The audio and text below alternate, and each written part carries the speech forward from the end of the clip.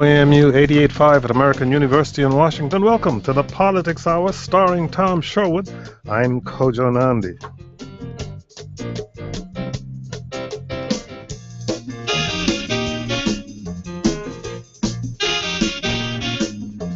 Tom Sherwood is our resident analyst. He's an NBC4 reporter and a columnist for the current newspapers. Tom, welcome. Good afternoon. Good afternoon to you, and good afternoon to Elissa Silverman.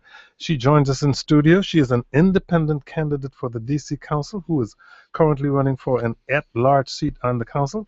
Elissa Silverman, good to see you. It's great to be here, Kojo. As you have been on this show in the past in a variety of capacities, you know that we normally begin the show with discussion of a few matters, not necessarily having to do with the District of Columbia. You can feel free to weigh in. Yeah, what does she think about Governor McDonnell? Which is the first topic that I was going to bring up, as a matter really? of fact. I didn't know that. The prosecution. I'm generally shy about jumping in. I noticed, yes. The governor and his wife on trial in Virginia. The prosecution has rested its case after testimony about $100 or more than $177,000 in gifts. But Tom and Elissa, I now want you to play the role of defense, because the defense apparently is going to make the argument that the governor's alleged official help from Johnny Williams Sr., the businessman, got Johnny Williams nowhere. They say he was promised nothing. His product was never studied at state universities as he wished, or never introduced into the state health plan as he wished, and was pulled from the shelves this past week. Well, that's basically wishful thinking. It was 3 weeks, 45 witnesses, including that FBI agent at the last yesterday. Detailed all the luxury items. It's not whether or not McDonnell, in fact, did something for Johnny Williams, but whether he tried to.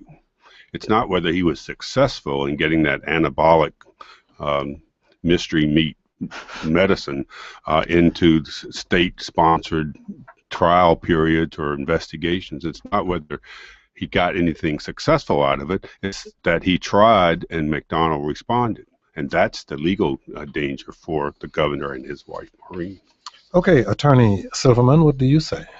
Well, I think what fascinates me, this is where you spoke, Kojo, about my evolution on this program of being a reporter and now being clearly on the other side. You have been many things to many people over the years, Elissa. That is certainly true. What fascinates me is, I think Governor McDonnell came in as a very well-respected public servant, and sort of how corruption happens is really fascinating to me. I saw the Post reported, the amount of debt that he had going into office, and credit card debt, $90,000. That's right. And he was a fiscal conservative. Exactly. And so what really has fascinated me about this story is sort of how corruption happens, how clearly the McDonald's were living a lifestyle that was above their means, and then used public office to try to achieve things that they couldn't with their own salary. 800-433-8850 is the number if you have questions or comments for Elissa Silverman about her candidacy, independent candidacy for the D.C. Council. She's running for an at-large seat. 800-433-8850. You can send email to kojo@wamu.org. Also in Virginia this week, the Federal Appeals Court that last month struck down Virginia's ban on same-sex unions, ruled this past Wednesday that it will not be delaying the effects of that ruling. However, Virginia says it's now going to the Supreme Court to see if the Supreme Court can delay the effects of that ruling. If they are not, in fact, delayed, the speculation is that as early as next Wednesday or Thursday, people can start getting licenses for same-sex marriages in the Commonwealth. Well, two things. One, I want to have one more thing to say about McDonnell. Yes. The big deal is that the defense starts. It's been 3 weeks of prosecution. The defense starts on Monday, and then we expect McDonnell himself to testify. Maureen has indicated she will not. She will not be. And on the same-sex court ruling in Virginia, the state is not appealing the decision. It is Prince William County. There's a private group representing the Prince William County clerk of the court who is challenging. And so it's not the state. As you well know, the attorney general of that state has said we will not. Exactly correct. We think we're still working on trying to get the the county clerk for Prince William County here as a guest. Right. There's an organization, I forgot, Alliance Defending Freedom is the conservative group. And so that's what's happening there. It's unusual for the Supreme Court has blocked the Utah case from going forward. But where there have been 25 different states now have had a ruling on this in favor of same-sex marriage. It's just let's need to just get this speeded up and have the Supreme Court decide the issue. Alyssa, care to comment? Well, I think it's exciting that that people of no matter who they love in Virginia will be able to live the life that they want and have the rights that all other residents have. So I think it's very exciting. There's a technicality here. Chief Justice John Roberts, he oversees the Fourth Circuit. He can either render a decision alone or refer requests for action to the full court. Some people have said that, oh, this is moving too fast, we need more. But the Supreme Court kind of left it out, saying, let the states start deciding. Well, there certainly are decisions in the states. And others have said this is moving too fast. It just reminds me of what Martin Luther King said about civil rights. Appearing on the Meet the Press program, he says, we've waited 345 years. I'm not sure how much more you want us to wait. So the same-sex marriage rights certainly have not been around at all. And so too fast it's not the right words to use. Back now to the District of Columbia. I am pretty sure that it was you that I saw on television this week standing in front of the Park Southern Apartments reporting there. The district government has asked a judge to order the sale of that troubled apartment complex because they feel that it has been so poorly managed by the people who currently manage it, who are involved in a political imbroglio here in the district. The government argued that a court-supervised sale from a tenant-run nonprofit corporation to a new owner is the best way to bring about improvements. This is a mess, and I would like to hear the candidates' Alyssa's views on this. This is Park Southern on Southern Avenue. It's 360 units. About 700 people live there. They're either low income or no income, and they've had no advocate.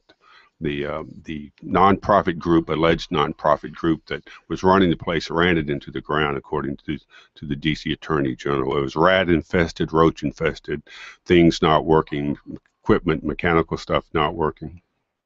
And so the city has moved. Now, there's the reason it's interesting more than just a public policy issue is because Muriel Bowser, as the chairman of the Housing Committee on Council, is alleged by David Catania, one of her opponents, to have sided with the discredited management and trying to keep them in place rather than siding with the tenants. Of course, she disputes that, and her campaign says Catania is just desperate to get some attention. But it is a real issue because Finus Jones, one of the managers, discredited managers, has given $20,000 to the Bowser campaign.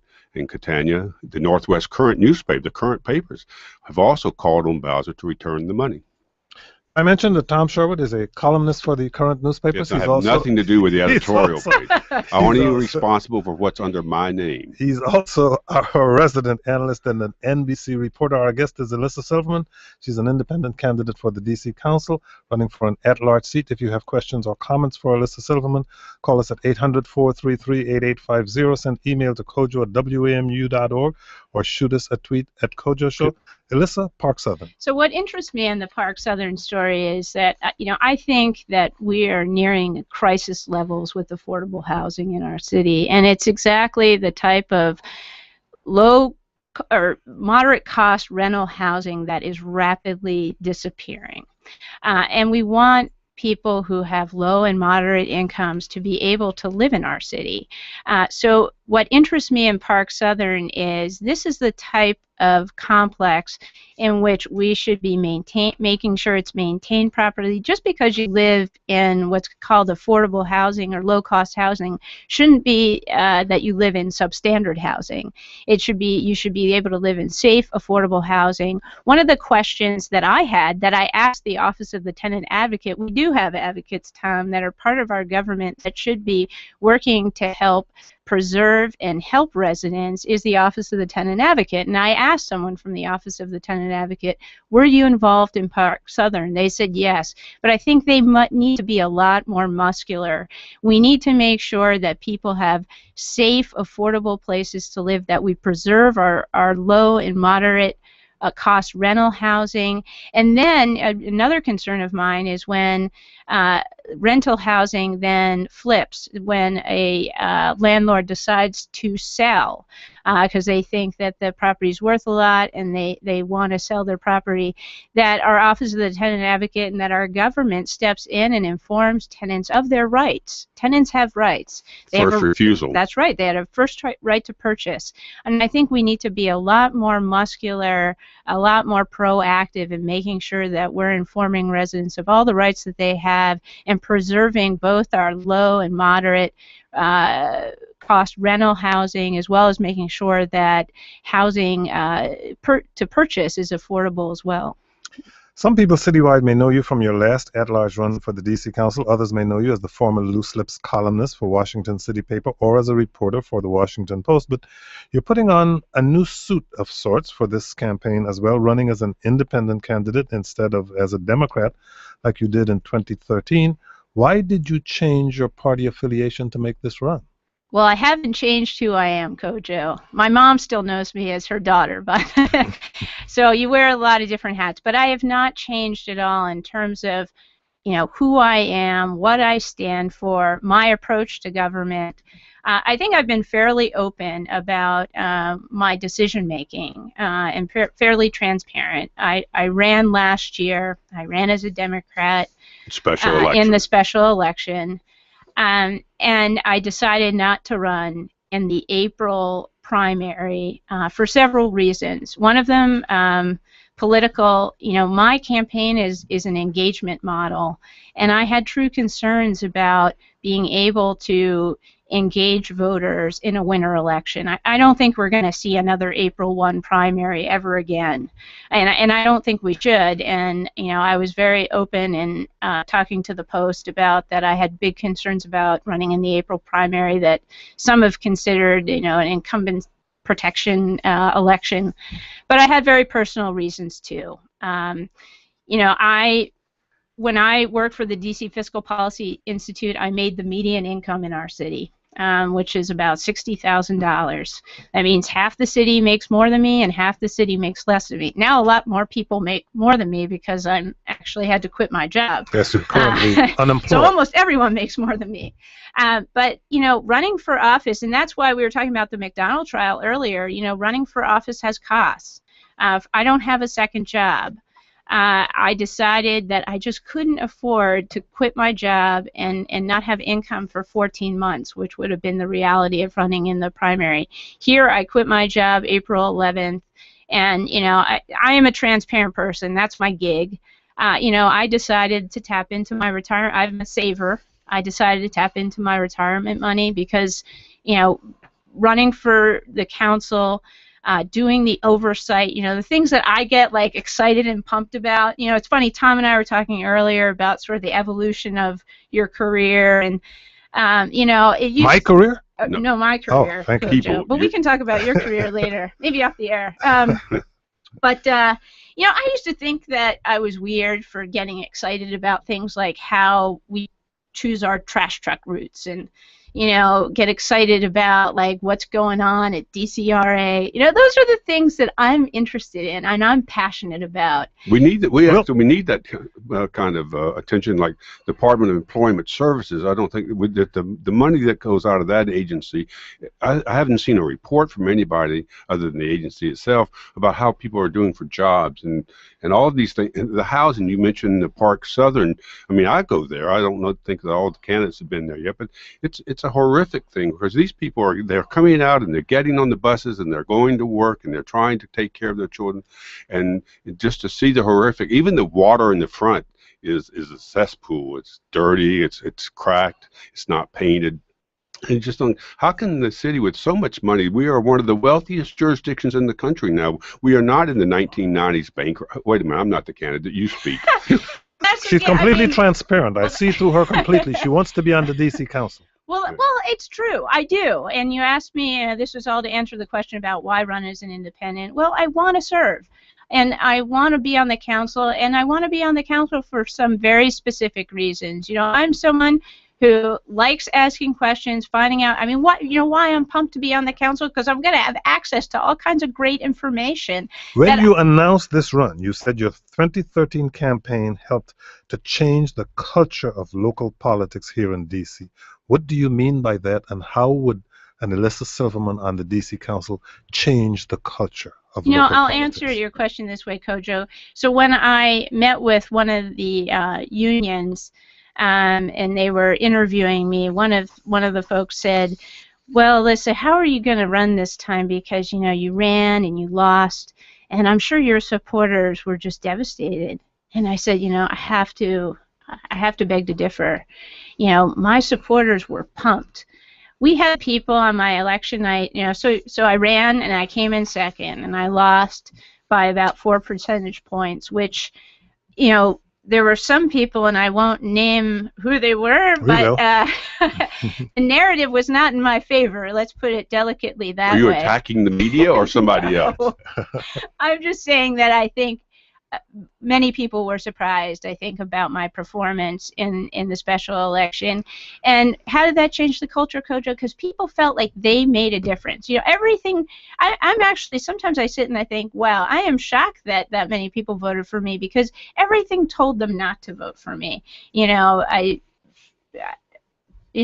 I'm a former member of the press. I think the press is very, very important. Obviously, we're looking on the television screen in Ferguson You're not right now. supposed to reveal that. We're on radio.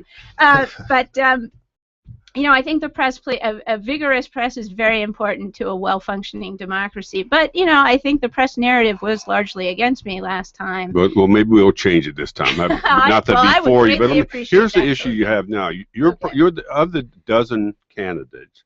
You're clearly the best. You're well known. You've now run at large. I don't know of any of the other candidates who've run an at-large campaign. Maybe Calvin Gurley has run some campaigns. You've got a dozen candidates. You again are saying you're not taking corporate contributions. That's right. You are taking individual contributions. And so one of the people active in the city asked me about that and said, okay, let's assume Alyssa wins. She won't take corporate money.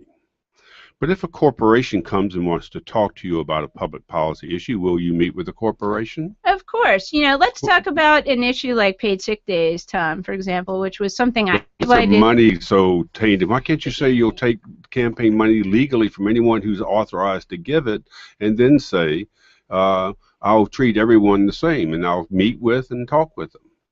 So why is it their money? I don't know. You know why? Because our individual contribution limits. We have individual contribution limits in the city. That's the law, but they're abused or evaded by multiple LLC. Well, that law is changing for the next election. After this election, the law that will change. But this is where sitting in your seat made me think, oh, okay, that will change. Sitting in my seat, I know running a campaign that I don't have. First of all, I can't figure out who is the head of an LLC. So right. it's on the good word of my contributors, and I have a lot of great contributors, obviously, but campaigns are fast-moving. And where are all of our problems in this? They come from campaign finance. A lot of our problems have been in campaign finance violations. So why do I support banning corporate contributions? Because it's simple, and it's elegant, and it's transparent. So I don't have to figure out, well, did Sherwood LLC give, and did Tom give, and did 4401 Connecticut Avenue LLC give? The way I run my campaign is Tom gives, Kojo gives, Alyssa gives. It's you can give up to $1,000. It's simple. It's easy to administer. I think it makes sense. Please don your headphones. We're about to go to callers, starting with Natalie in Washington, D.C. Natalie, you're on the air. Go ahead, please. Thank you for the Kojo Policy Hour on Fridays. I want to point out that what I've seen is that when one of the candidates, any of the candidates that are running for mayor, something is said, oh, well, they're just trying to gain to it. They're representing what's going on in the city, and they're voicing it. Now, here we are talking about housing. I haven't heard anybody talk about the Chinese building down in Chinatown, which was virtually going to be wiped away from the people who live there, primarily African Americans and Chinese, And as I understand it, David Catania went down there. He's not on the housing committee, but he went down there, and if I understand correctly, he has introduced some special legislation to try to help to see those people just don't get tossed out, but go through with the laws that will help tenants. Does anybody know anything about that? Yes, Mr. Silverman, what would you do? Well, once again, I think that that building, and I pass by it every day because I live at 4th and G Northeast, so I pass by that building almost every day. That's the type of housing that we need to preserve. Actually, it was eye-opening to me how many Asian residents live in that building. You know, it's preserving the diversity of an area that's rapidly changing. I think the city needs to step in and needs to, you know, make sure that tenants are not taking advantage of, that we can preserve that affordable housing that's there, and also if, you know, tenants want to purchase, to make sure they understand that they can have the right to purchase. If you were on the council, what would you do about maintaining or expanding, or maintaining and expanding the city's affordable housing stock?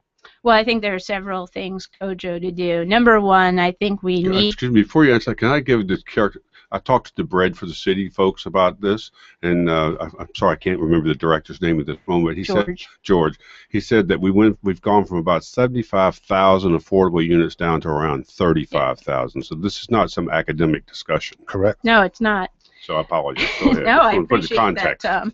Well, I think there are several things to do, Kojo. Number one, I think that we need to guarantee the funding for our most important tool, I think, in the affordable housing toolbox, so to speak, which is the Housing Production Trust Fund. Right now it fluctuates depending on our housing market. I think we need to guarantee, and I do think the mayoral candidates, at least some of them, have agreed to this, which is guaranteeing $100 million of funding per year, no matter what. I think we need to be much more, we need to have a much more aggressive and muscular Office of the Tenant Advocate. I would put more funding and resources there. I think we also need to understand that if you live on the minimum wage in this city, and that's one of the issues that I was very involved with. It's one of the things you advocated for very strongly as a candidate and as a policy analyst at the DC Fiscal Policy Institute. That is true. But to live on what the minimum wage is right now, which is $9.50, and live in this city, I mean, is impossible. So I think we also need to put resources into things like local rent supplement and rental assistance, because to live on that way, we want to make sure that people are able to live in this city, who work in this city, and to understand that sometimes people need help, because the average cost of a one-bedroom apartment, I think, is about $1,200 a month. I mean, that's going to wipe away your entire salary. And let me just say, to Tom's point, this is not an academic issue for me either. So I was saying, when I was working, I made $60,000.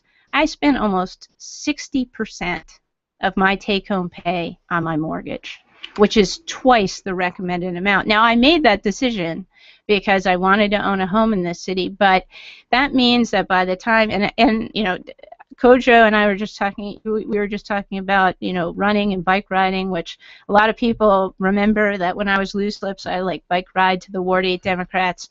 I now own a car. So by the time I pay my mortgage, my car payment, I still have student loans 20 years later, which might be irresponsible of me, but is the truth, and pay my utilities, I'm done. Elissa Silverman is our guest. She is an at-large candidate for the independent candidate for the DC Council, running for an at-large seat. Want to see what she looks like? Go to our web stream, our live stream at kojoshow.org, where you can see our live stream there. If you have questions or comments for her, give us a call at 800-433-8850. Hurry up, because Tom Sherwood is here. He's our resident analyst. He's an NBC4 reporter and a columnist for the current newspapers. I told her to sit up because she's on TV. Correct. I thought this was radio. Well, no, there's no more radio, TV. It's all the same mush. Okay, here we go. Homelessness. Out of housing, we have homelessness. You have written. You've cited the Washington Post, heartbreaking story about the D.C. general operation. You've made some, and unlike some candidates who can define the problems, don't offer many solutions, you've suggested that the city ought to reconsider and take a look at the community partnership, which has been in charge of the nonprofit. What do you want done with that? How do you want that to happen? How quickly? We're going to have winter again in a few months. Well, I do. So the issue is that we spend a lot, there's a lot of criticism that we spend a lot of money on homeless services, and one of the most eye-popping things to me in that story was that we spend $1 million a month on maintaining DC General. That we give our homeless services money to a third-party entity, the community partnership, and I actually recently went back to understand why we did that. I think it's time for us to revisit that again. We need to understand, and I think this is what I offer, for listeners, like, what do I offer that's different than the dozen other candidates on the ballot? Well, I offer, I think, an understanding that I don't know how we're spending our homeless services dollars. What interests me about the district budget, and I've spent 5 years studying it, is what I don't know. We don't know how we're spending our homeless services dollars because we're giving it to this third-party entity, the community partnership, and there's not, transparency. That's like the mushy good government word, but we just don't know how we're spending our money on. We contracted out on critical, and these are our most vulnerable families, and we're talking about kids. So and we have to look at the connection. This is I talked about how nerdy I am about district government, but what fascinates me about this is there are 800 kids living in our homeless services and emergency Gotta move shelter. On to David in Washington, D.C. David, you're on the air. Go ahead, please. Hi, Alyssa. First off, I think you're a great candidate, and I want to. Okay, that's it, David. Thank you, David. Keep going. So I wanted to ask you about some of the questions that underlie our public safety budgeting. Okay. You pay attention to the budget. We've been relying on a report that dates back to the late 80s, early 90s for the adequate number or level of staffing for the number of police in the district. And considering we were fighting off a crack epidemic and really high murder rates, Chairman Middleton really defers to that report when he's figuring out how to justify the amount of money that we're spending on the police department. Is it time to reconsider the assumptions that we have going into the staffing levels for the police department? Good luck with that, Alyssa Silverman. Well, let me say that I was a crime reporter. A lot of people don't know this, but I actually worked the night shift for 2 years covering crime for the Washington Post. And one of the things I really like about Chief Lanier and certainly Chief Grooms is they embrace data and look at where the hotspots are to move deployment. But I think we need to, that is how we should do policing. I have to say I'm distracted by the television here, but one of the striking images for me of Ferguson was seeing the police chief walking with the protesters. So I think when we look at how we're deploying our resources in the police department, number one, we need to look at how we're doing community policing. What I hear from residents is they still want to see more cops on the street walking the beat. I think we also want to be smart, and I do think Chief Lanier does this, is using data. Big data is the big buzzword, but we know where crime happens, and we need to use that to inform how we deploy our resources. We're running out of time very quickly. I need to warn you that our next guest is Robin Ficker, and he is not known for his patience. He may come bursting into this room any moment. So hold on, Robin. We're getting to you. Will you vote for the initiative on the ballot this fall to legalize marijuana use in the district? Yes. Do you support a mayoral candidate this fall? Well, I'm a voter, Kojo, and I think all the major candidates have their strengths, and I think the decision for me, as well as many voters, is which strengths are most important at this time. And no is the answer. I'm still figuring that out. No public. Would you anticipate you would attempt to endorse in that race, or you just focus on yours? You got enough to do with your own. I'm trying to win my race, Tom. I mean, this is my second try. I'm focused on winning in November 4th. And here's the answer if you don't know it. I'm willing to work with whomever the voters choose. That sounds like a great answer.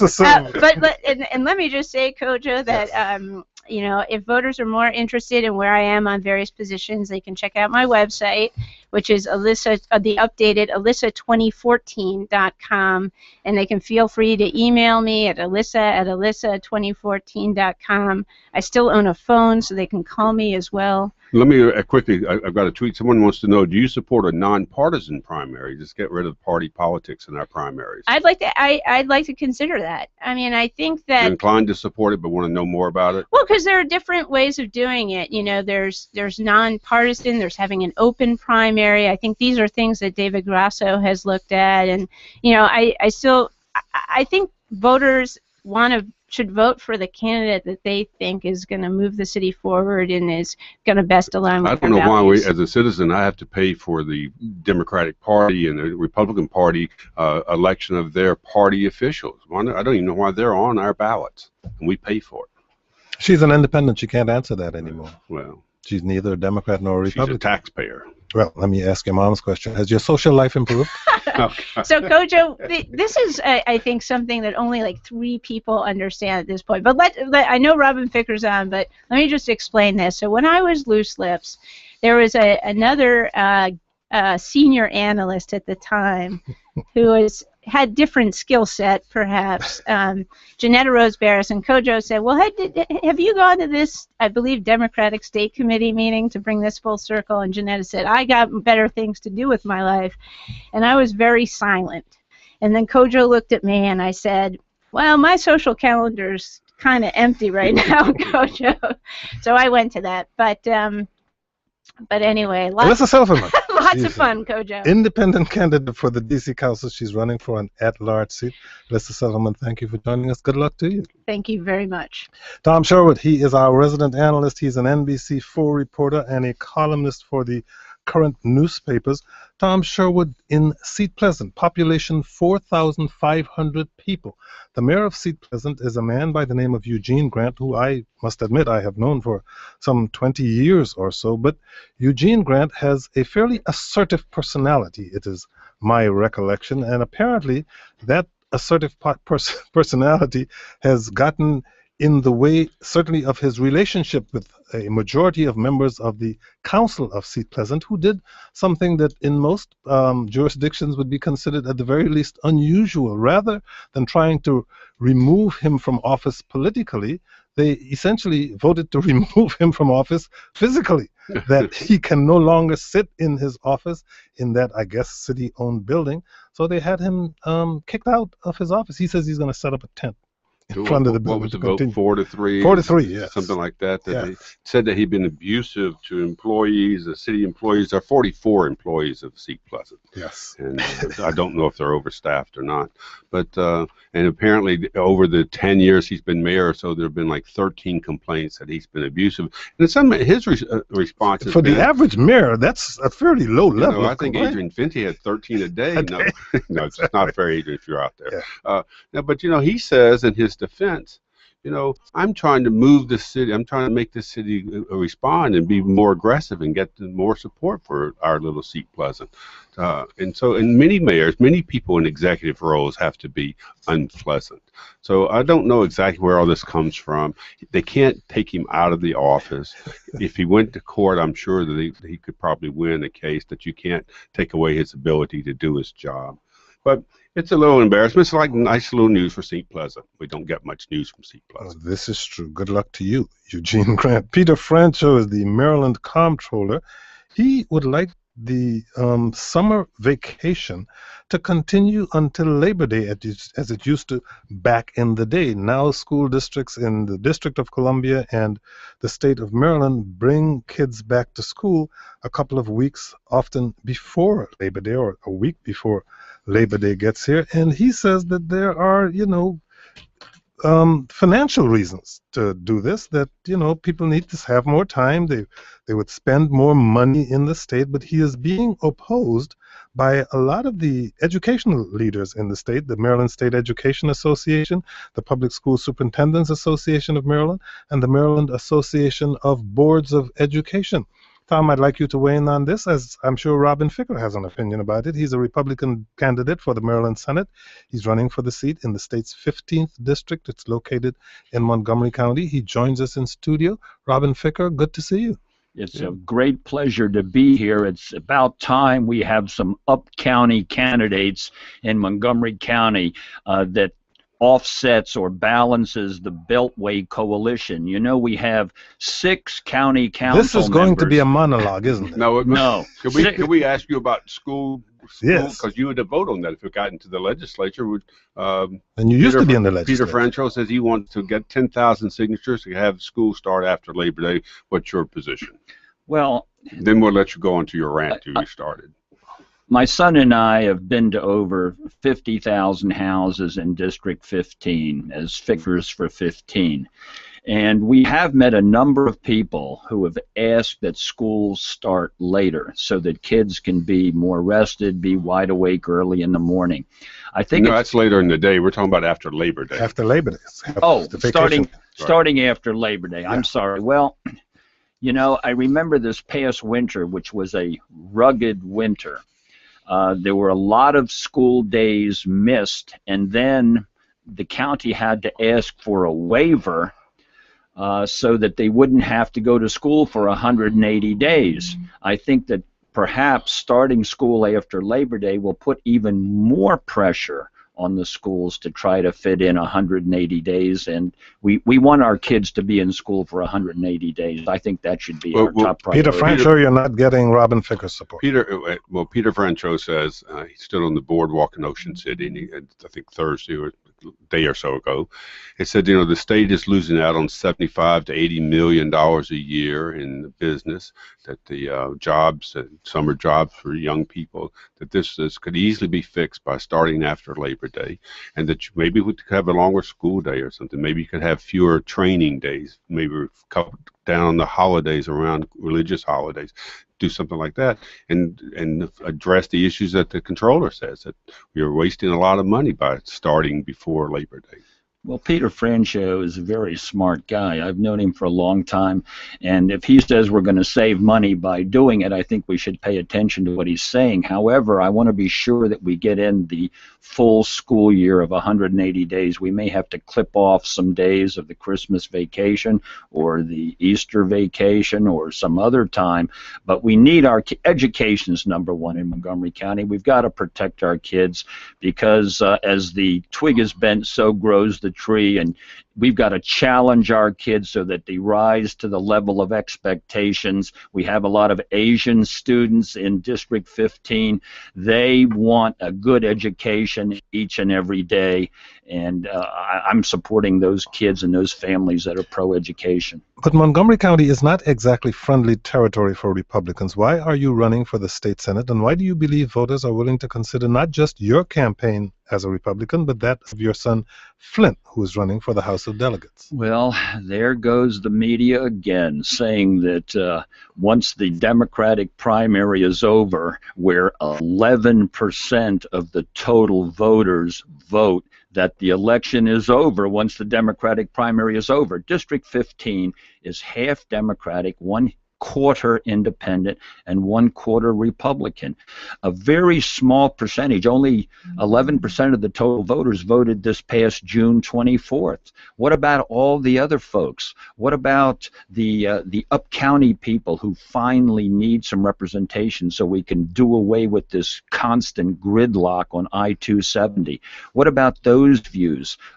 Tell us where District 15 is. It's one of the largest districts to be populated. Just a very large. Just some of the communities that are in it. Just well, it's large in a lot of ways. It's large in education. It's large in attractive and nice people. It's Potomac, North Potomac, Poolsville, Germantown, and Clarksburg. And I have met many people in District 15 who take as long to get from Shady Grove to Germantown and Clarksburg as they take to get from D.C. on the train to Shady Grove. We need new reversible lanes on I-270. You could fit them in at 1/20th the cost per mile of the Purple Line, which is running $1 billion deficit, or the Red Line in Baltimore, which is running $1 billion deficit. We'll get to that in a second. Robin Ficker doing the math. He's a Republican candidate for the Maryland Senate. If you have questions or comments for him, Call us at 800-433-8850 or send email to kojo@wamu.org.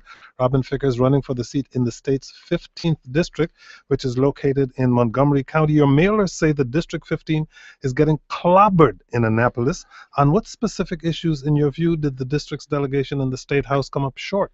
We're not only getting clobbered, we're not even at the table. We're on the menu down there. Look at the change to try to force the county to eat 1/2 of the state teacher pension costs. Montgomery County is getting 20 cents back for every dollar we send to Annapolis. Kojo, if you had, and Tom, if you had a financial advisor, you gave him $100 in January and he had $20 left in December, I guarantee you'd fire him.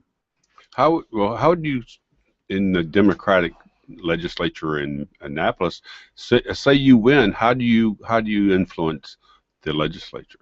Wouldn't you be kind of a loner or outsider, voice on the outside? Well, I suppose we'd be a loner in one respect, in that Flynn and I are the only candidates that have been spending each and every day since May of 2013 going door to door, visiting over 50,000 houses and asking people what we can do for them in Annapolis, because we're going to represent those interests, the District of 15, not the special interests.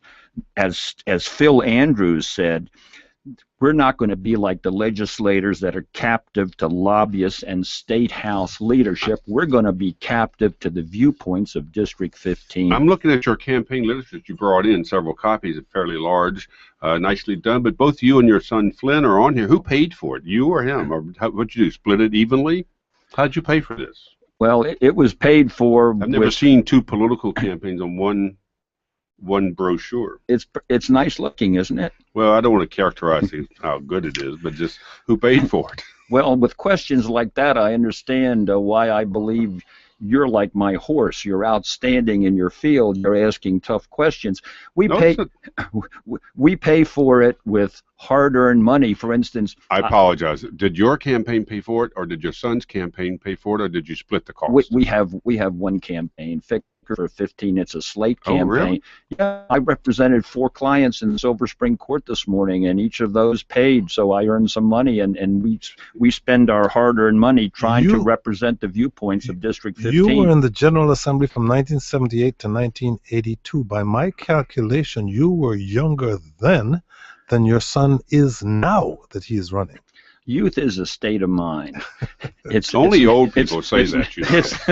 It's not a time of life. But I might add that each of us has 3 college degrees, and we represent experience and also computer geekiness and being in touch with the young people of our district. Flynn is by far the youngest person running in District 15, and I think we should replace at least one of those old fogey Democrats with Flynn Ficker for House of Delegates. When Doug Duncan was running for county executive this past spring, one of his big sticking points was that he felt the county had done a poor job securing funds for school construction.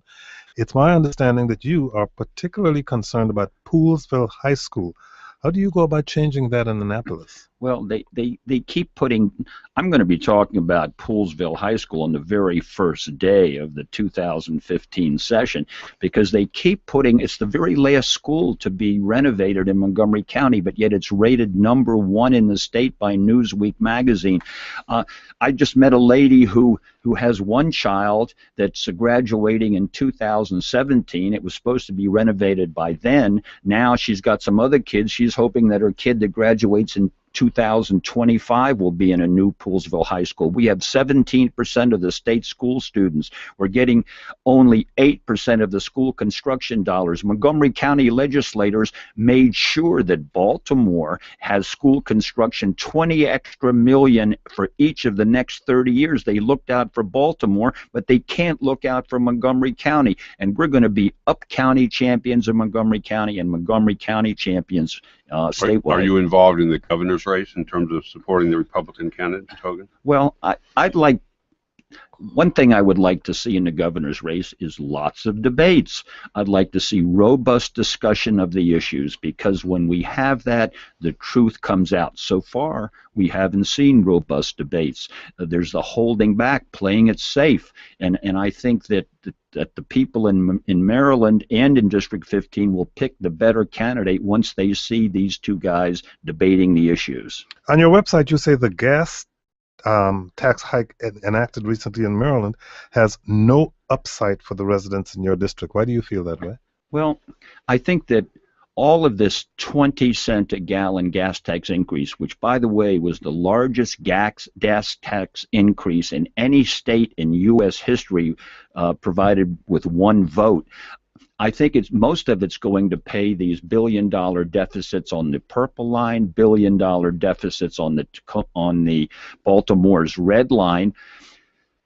We need to spend some of that money on reversible lanes on I-270 so that people can get up and down the road, so they wouldn't be worried about Ike Leggett giving them parking tickets while they're driving on 270. We spend so much energy on speed cameras, dotting the county with those. If we'd have spent as much energy alleviating the traffic on I-270, we'd be better off. The Beltway Coalition, all these guys, representatives who live down by the Beltway, they want to give us a couple of buses to go up and down 270 while they're getting the train. I think maybe it should be the other way around. Maybe we should have a light rail going to Clarksburg, Germantown.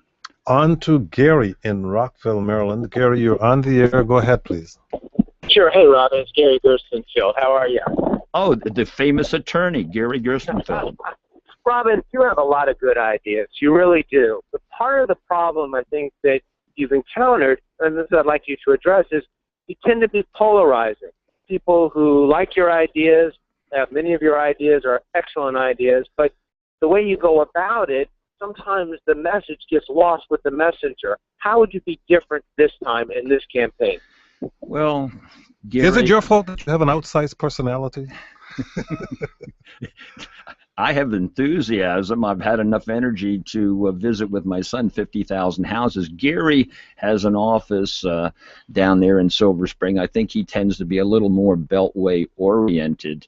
I suppose you're going to be different if you're advocating for the Up County. The Up County's been left out. But the only thing I can do, I suppose, is to light a candle rather than cursing the darkness. I have to start talking out for the needs of the Up County, as I did when I put questions on the ballot in 2008 that passed countywide, despite the opposition of every elected official, to limit the increase in property tax revenues to the rate of inflation. That got 200,000 votes and passed in District 15 by 5,000 votes, despite the opposition of the incumbents. I got a question passed earlier to forbid the construction and operation of garbage dumps in residential zones, to forbid the operation of sewage sludge trenching in residential zones, and also to eliminate the up-county long-distance phone rates that they had to pay to Northern Virginia and Prince George's County. I suppose change brings about some consternation occasionally, but we need change in Montgomery County if ever we're going to protect the upper county, which is being overdeveloped without enough infrastructure. Your opponent is an incumbent, Brian Feldman. He is a former delegate. Why should he not remain in this position? Well, keep in mind that even though he says that we should re-elect him, he was appointed to this job, and he was appointed by folks who live in Silver Spring and Bethesda. My opponent lives at the very southern end of this district. We need some up-county representation. Does that disqualify him? Certainly not. It doesn't. He's in the district. It doesn't disqualify him, but we need some up-county representation when you realize that all the county council members live down where he is, down by the Beltway. Also, that's where most of the voters are, isn't it? No, not in District 15. And he has been a tax increase specialist. He voted for the 20-cent increase in the state gasoline tax, for a 20% increase in the state sales tax, two regressive taxes that clobber the poor and middle class of District 15. On to Gretchen in Silver Spring, Maryland. Gretchen, you're on the air. Go ahead, please. Yeah, a very brief question. Who wants a longer summer and more risk of our children not getting the 180 days in school that they're entitled to? But the real reason I'm calling is that person's comment about Asian families being interested in education. My daughter is Native American from Guatemala. She belongs to a group of 7 girls at Northwood High School. They are Native American, Latina, Asian, Ethiopian, African American, and white. And they compete with each other to get the highest grades over the 4.0 average.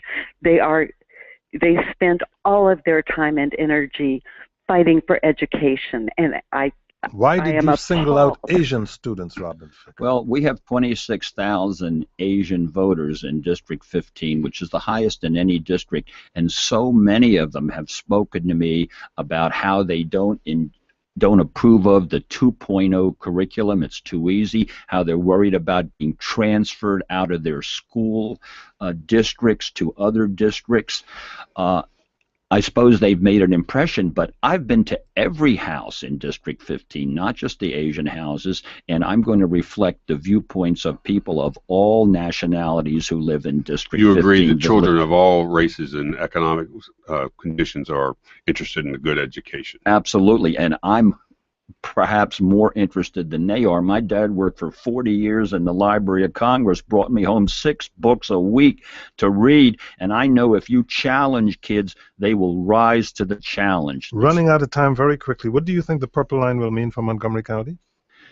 I think the Purple Line will mean a lot of development right along the Beltway.